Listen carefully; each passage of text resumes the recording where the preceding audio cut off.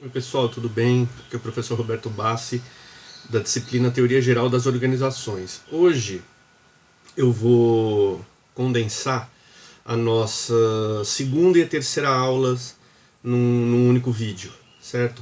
Na aula passada, que foi a segunda, nós tratamos da teoria da administração científica, de Taylor, e hoje a terceira aula seria exclusivamente de Fayol, que trata da teoria clássica, do Henri Fayol. É, Como eu não fiz um vídeo referente ao conteúdo da aula passada, eu resolvi então condensar os dois temas nesse único vídeo, nessa única videoaula. Então vamos lá, gente. Tanto o Frederick Winslow Taylor, quanto que é um americano do começo do século XX, tem os seus estudos realizados a partir começo da primeira metade do século XX, e o Henri Fayol, um francês também, mais ou menos contemporâneo ao Taylor, esses dois juntos eles compõem o que a gente chama na administração de teoria clássica, da escola clássica da administração, desculpe. Escola clássica da administração. O Taylor ele propôs a teoria da administração científica, bem focada no chão de fábrica, no trabalho operacional, realizado principalmente pelo operário, enquanto que o Henri Fayol ele elaborou o que ele chamou de teoria clássica. Ele cuida mais dos aspectos organizacionais, administrativos de uma empresa, certo? Eles têm bastante semelhanças uns com os outros, tanto é que fazem parte da mesma escola, um com o outro, tanto é que eles fazem parte da mesma escola, da escola clássica. Mas vamos lá, então vamos começar pelo Taylor. Né? O Taylor, com a administração científica dele, o que ele propôs? A grande preocupação do Taylor, ele é um cara que viveu no chão de fábrica. O foco dele é tentar aumentar a produtividade de uma empresa a partir do momento em que ele consegue aumentar a produtividade do chão de fábrica. Esse é o foco dos estudos dele, certo? Ele não se preocupa com questões financeiras, de marketing, administrativas, pessoais, não. O foco do objeto de estudo do Taylor é o chão de fábrica, é a atividade produtiva, é o operacional. Enquanto isso, o Fayol já se preocupou com essas outras questões. Então os dois se complementam, na verdade. Vamos entrar então no Taylor, vamos começar com ele. Bom, o foco dele então é aumentar a produtividade do chão de fábrica da empresa, né?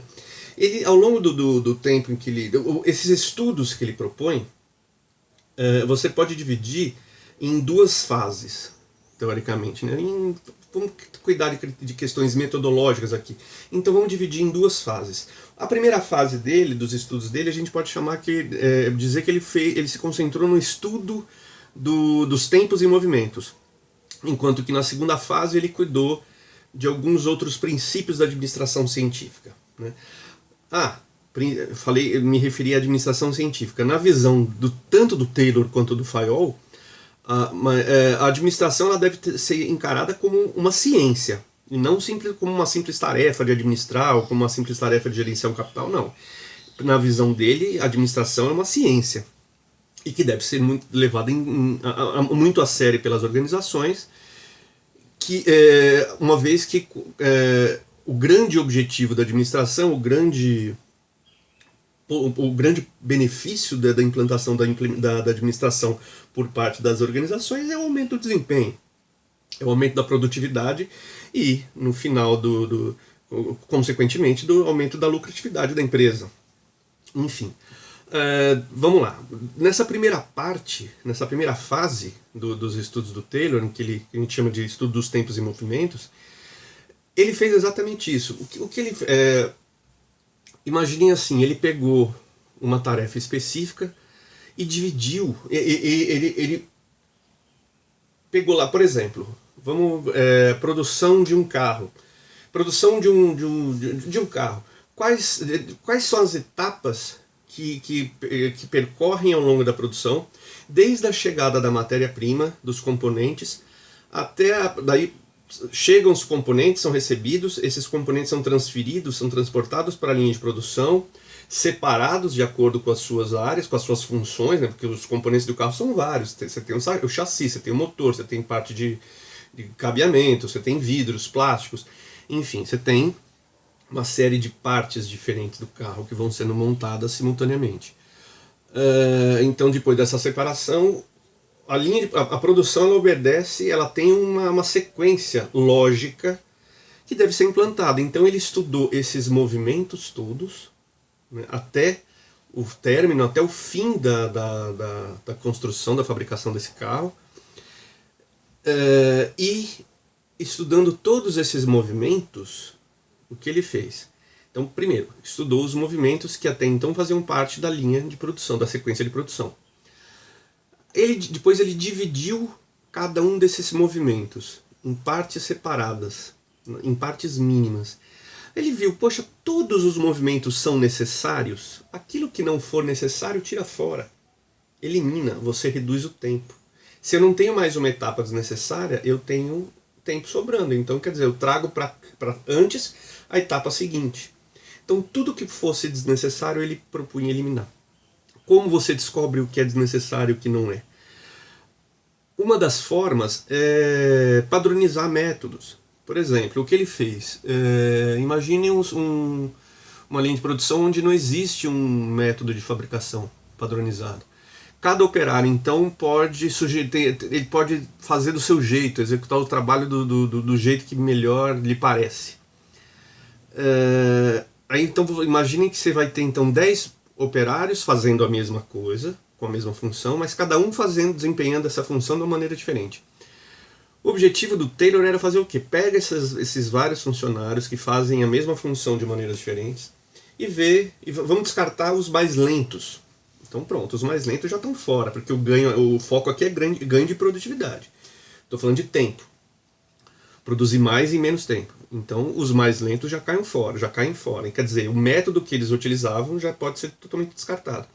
Ficam sobrando então os métodos mais ágeis, mais produtivos, mais eficientes. Aí assim, se elimina tudo que não for esse método, aí pronto, encontrou o método mais eficiente, pronto, ótimo. A partir de agora, esse método vai ser o método padrão. Então vamos padronizar os métodos. A partir de agora, todo mundo faz desse jeito. Aí chegou nesse método padrão, vamos analisar ele parte a parte. Vamos dividir esse método, esse procedimento padronizado, e vamos eliminar tudo aquilo que for desnecessário, né? Então você, além de chegar no procedimento mais adequado, você consegue enxugar esse procedimento. Você ganha produtividade aí. Então está mais ou menos claro como foi o estudo dos tempos e movimentos para ele? O objetivo dele é esse, né? É o grande foco da teoria da administração científica do Taylor. Feito isso, o que acontece? Então, a partir do momento que se encontra o melhor procedimento, o procedimento padrão, todo o restante que está no entorno tem que se adequar àquele novo procedimento. Então, poxa, mas é melhor colocar essa máquina antes da outra. Então vamos colocar, traga outra máquina, bota para depois, enfim. Vamos redesenhar a sequência do processo. Entendeu? Então o processo tem um começo, meio e fim. Então a etapa 1, depois a etapa 2, depois a etapa 3, não pode virar 5, depois a 4. Não, troca, inverte isso aí, vamos fazer uma sequência lógica, coerente e mais produtiva. O objetivo é esse, certo? No segundo momento, na segunda fase, a gente chama ele propõe os princípios que a administração científica deveriam seguir. Antes de propor esses princípios, ele chama atenção para três questões, né? 3 falhas que são muito frequentes numa empresa que ele observou. Uma, os funcionários eles são vadios. Na concepção do Taylor, existe uma vadiagem muito grande por parte dos funcionários. Eles ficam muito tempo ociosos, sem fazer nada, enfim. A razão disso eu não estou debatendo aqui. A visão do Taylor era de que o trabalhador, principalmente o de chão de fábrica, ele era um ocioso. Enfim. Outro ponto que ele chama atenção é de que as gerências, elas gerenciam, mas elas não têm o menor conhecimento a respeito da tarefa que está sendo realizada, né? Ele simplesmente gerencia, ele está lá, ele dá ordens, mas ele não sabe fazer, por exemplo. Então é uma pessoa que não sabe fazer, na visão do Taylor, não tem condições de dar ordem, de comandar, certo?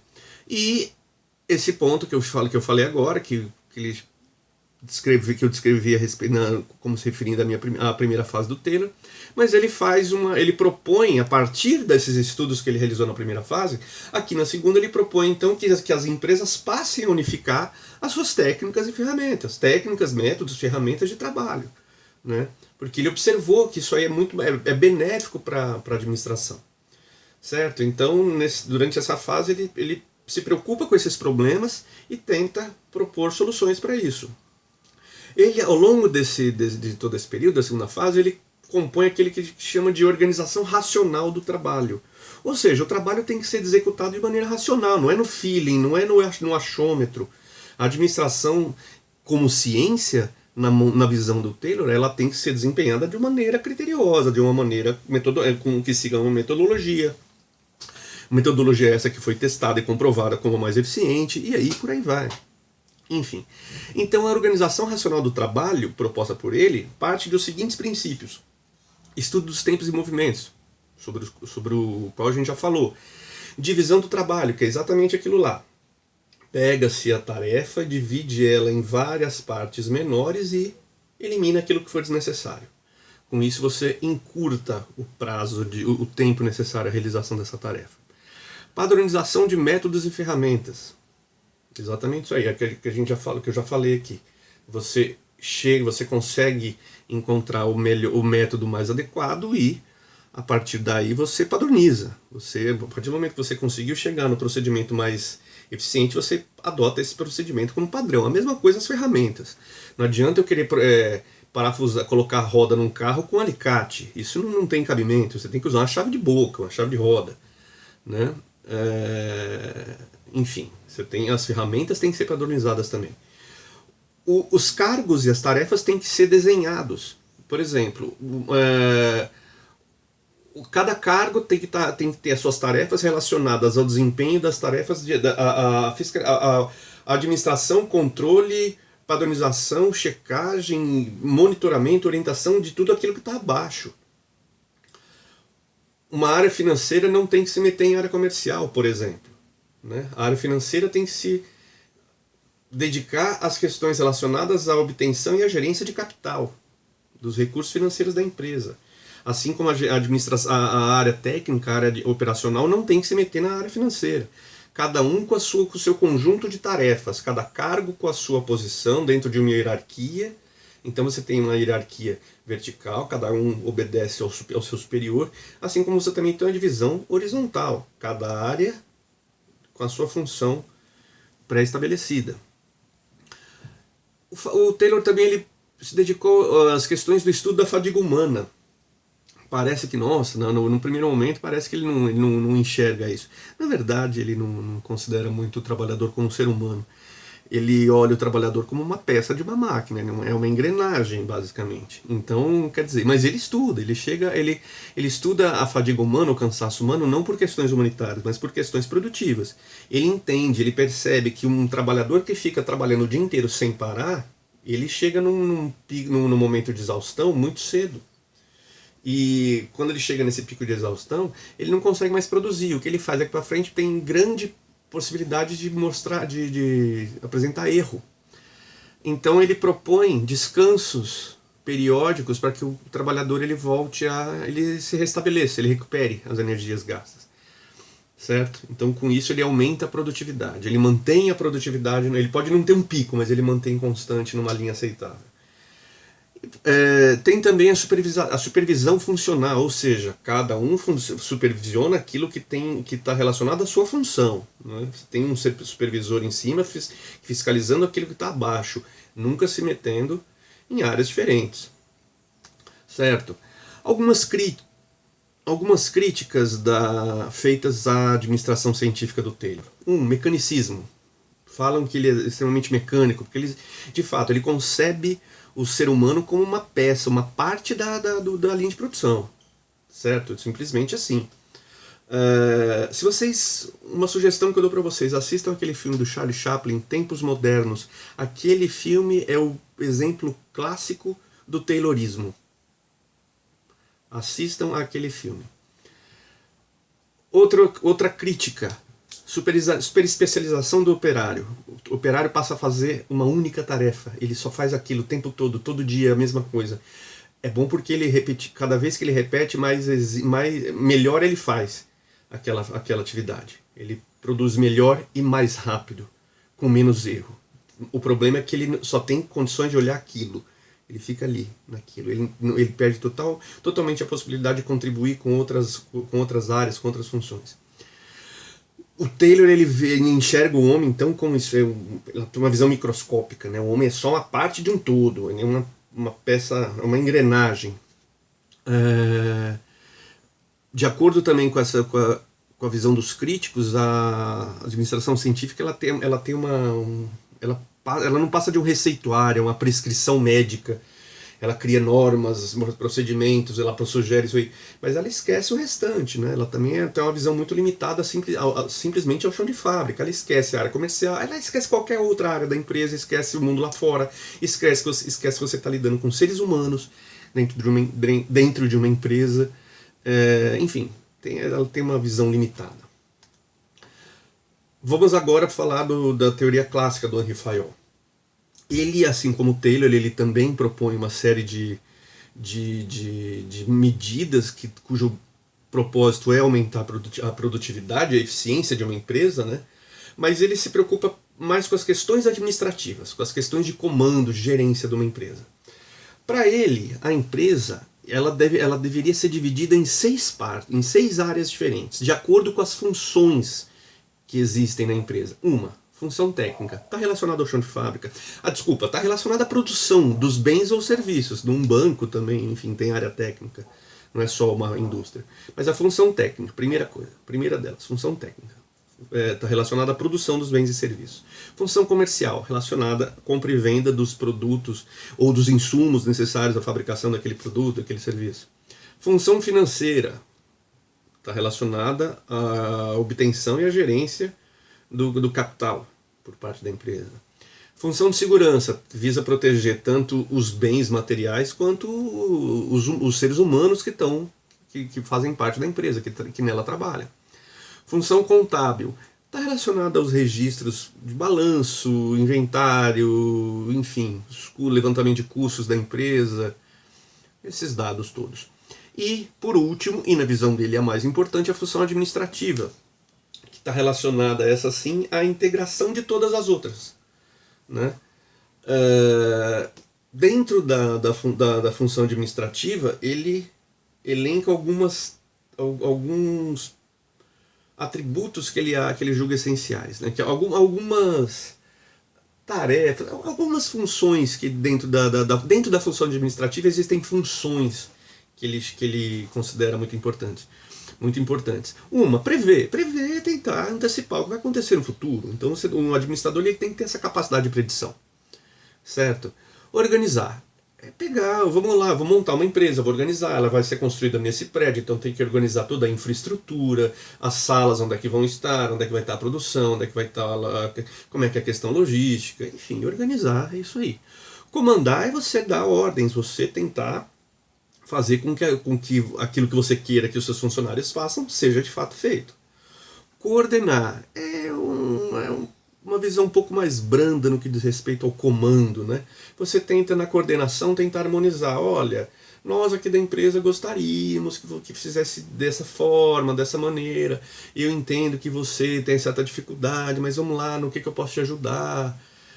Enfim, é uma tentativa um pouco mais amena de fazer com que a pessoa faça aquilo que você quer. Claro que em muitos casos é possível inclusive identificar possibilidades de melhoria vindos inclusive dessa pessoa.